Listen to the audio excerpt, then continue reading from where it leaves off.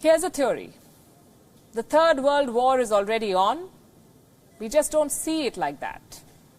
And one country is making some brutal but winning moves. China relies on stealth and deceit, strategic moves that are not entirely confrontational, moves that do not cause immediate shockwaves, tactics that are hiding in plain sight.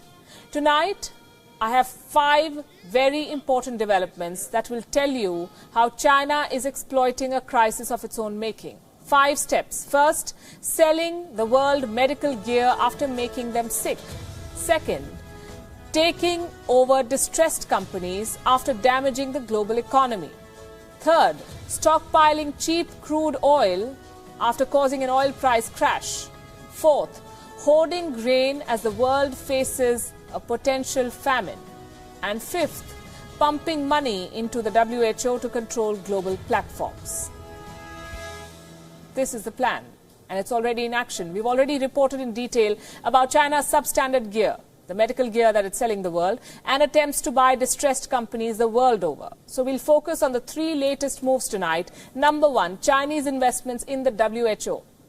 They have shot up after the US decided to freeze funds. China has decided to donate another $30 million to the WHO, and that too in cash. This is in addition to the $20 million Beijing previously committed to the health body. Until recently, the United States was the largest donor to the WHO. China was contributing around $40 million every year. That is fast changing. China is on its way to becoming the biggest donor to the World Health Organization.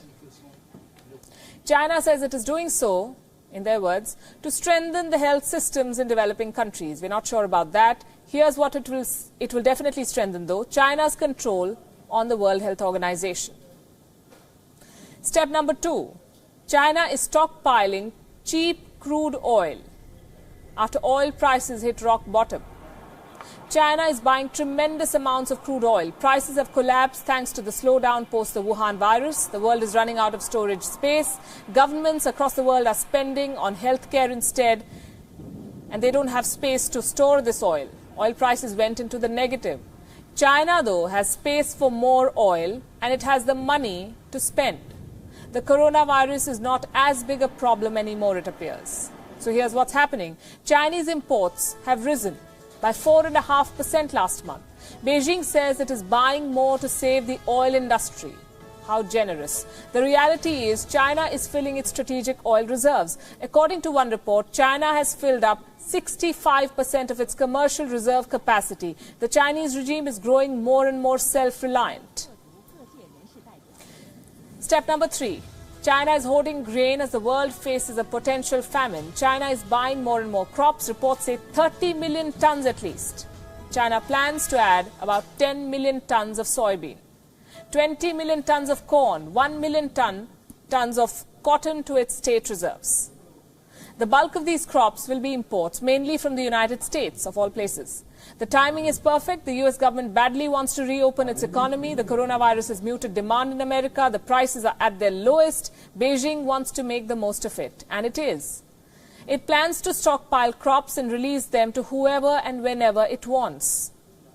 It also helps China fulfill its trade deal obligations with the United States. For this year, China has agreed to step up its purchase of US goods, $12.5 billion above its baseline for 2017. China is exploiting a crisis of its own making. It is silently working on a post-pandemic power grab, and the world needs to be alert to this.